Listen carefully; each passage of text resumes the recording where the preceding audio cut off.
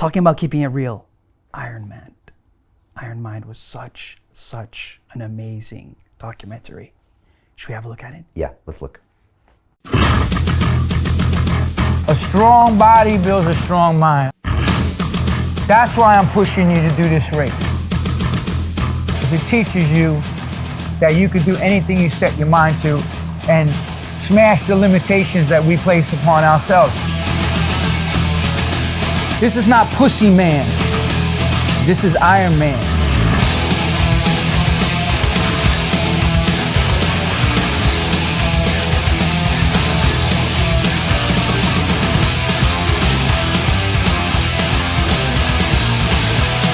Protein.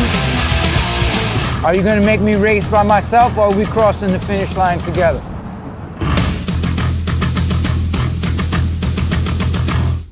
Okay. No pressure.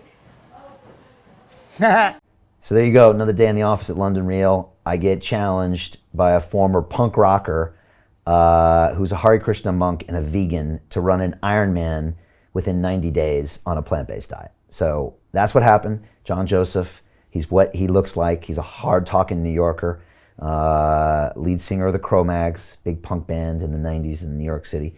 And he challenged me to do this Ironman race, and I accepted. So went to New York and trained with him and learned how to do this whole thing, plant-based diet. It was a really, really intense experience. And I went down the whole road of all of that process. That was incredible. You took on the challenge, and then you also asked him, what is the next challenge after just finishing the Ironman? That was so much respect for that, but there's also a very special moment, a very special conversation. Should we look at the next clip? Yeah.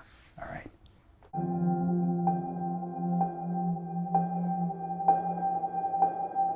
I want to show you this, and then we can talk about it, and we can talk about it a lot more. Show me. You want to see it? Yes, I want to see it. Okay. Here we go.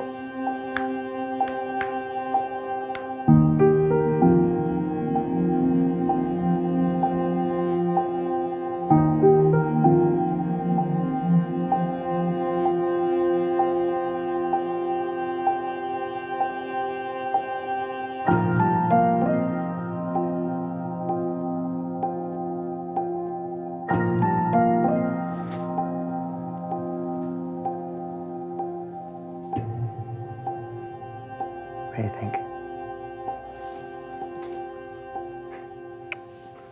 Come, baby. It's made you who you are. You're so strong. You're so strong. Yeah. Very proud of you.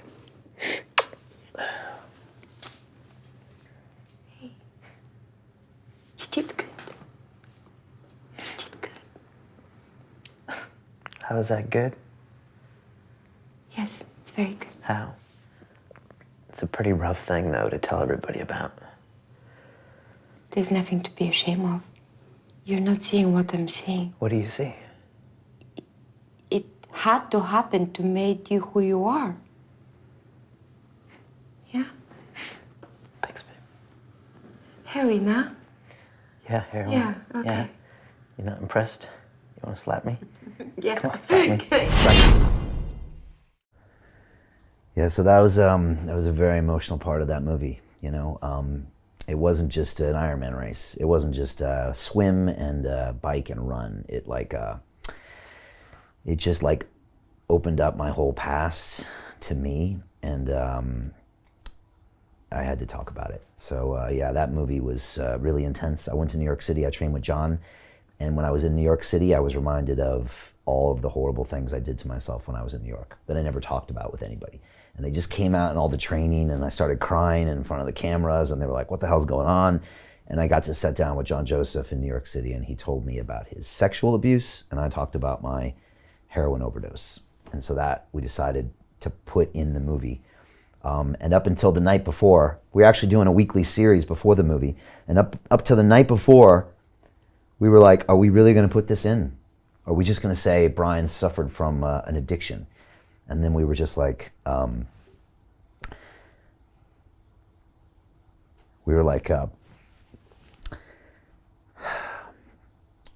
is this real? Like, is this London real? Because if this is fucking London real, then you have to be real, you know?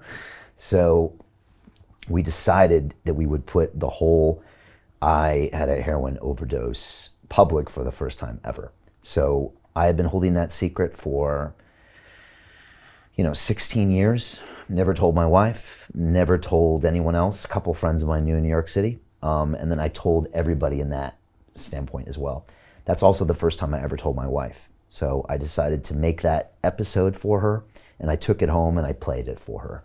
So that's the first time she ever knew that I was an addict and abused this, what's considered probably one of the most disgusting drugs in the world that only, losers and bad people use. And for me to admit that I was addicted and overdosed, it was like a big deal. Obviously, I'm a little emotional about it. And so that was what Iron Mind opened up. And so I had that conversation with my wife, and then I told all my fans, and then we broadcast it out. And I thought everybody would hate me and sell me out. And then instead it was the opposite. Everybody just said, me too. My father, my wife, my husband, thank you for being honest. So the whole movie stopped being about a guy on a vegan diet running and swimming and biking, and it became about a guy using this as a process to go into inner demons and then talk about them publicly. And if it wasn't for John Joseph talking about him being sexually abused as a young boy, I don't know if I would have opened up about the heroin story. So thanks to John, I could tell that. And after I told this story, I felt like I got launched forward because I wasn't trying to hide this story. I wasn't embarrassed. Actually, one of the darkest moments of my life became this beacon of hope and this light for so many people around the world. So this horrible, crappy, darkest, shittiest moment of my life that I thought would never serve any purpose except to make me feel horrible turned out to be something that millions of people could watch and say, that really helped me. So yeah, that's what Iron Man was about. I told my wife, you thought that was hard. Then I had to tell my daughter. That was even harder than telling my wife. And after I told her, she was like 13. And she said, wow, that was really brave. And she gave me a hug and then she walked off. So for her, it was okay. But for me, it was a big deal. So that was Iron Mind, man. It was it was a big deal, and it was a great film. And yeah, I was just grateful to do it. And now I talked about it, and now I don't have anything to hide. It's just like, yeah, that's part of my life. And I bring it up all the time, sometimes with guests, and I'm like, here's my Ironman race. And I talked about my heroin overdose, and they're like, what? Because it's not what they would expect from me. But it's the truth, and it's what happened. And if we can all own our own truth, I think it helps us. So that's Iron Mind. Is that the most beautiful takeaway, just being vulnerable, the power of the vulnerability? What's the lesson that you've learned through this? Yeah, so in the London Real Academy, we have 5 rules. They are respect, love. Rule 3 is vulnerability. So we demand everybody to get vulnerable. The 4th is action and accountability, and the 5th is fun. I always forget the 5th.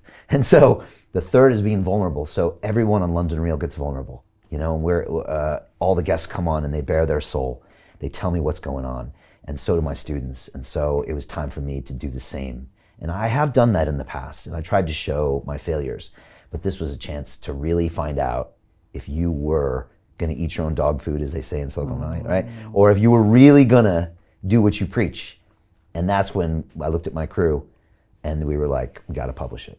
And again, they were with me in New York when I did that whole confession on the sofa, man. That was very emotional. And they were with me the whole way. So big shout out to the Iron Mind crew and everybody who made that happen, Luis, my filmmaker, and the whole crew. It was special and a really good moment. And again, the lesson for everybody else is that by putting that to bed, it launched me forward in so many ways I can't describe, Alex. It doesn't make sense. Yeah. Why would me confessing about something that happened in 2002 that no one would have ever found out about help me go forward? But it did. So I'd say to everybody out there who thinks or is scared that someone's going to find out something that's going to hurt them, I would just ask them to really think about that. Is that really what's going to happen? Or is it just a fear paradigm you live in all the time that stops you from taking all of these actions? Most of us are prisoners in our own mind. Yeah. And most people would think, oh, I can't do that, I can't do that, I can't do that. Look at the risk, look at the risk, look at the risk. Or you can just be you, serve others, create the most wonderful content, do the right thing, pass something on that's wonderful. And if you are part of the damage of that or the collateral, so be it. I think if so many people could stop living in a prison in their own mind of their own fears, I think the world would be an incredible place. So that's the lesson. Again, I'm still learning that lesson, but that one taught me a lot about that.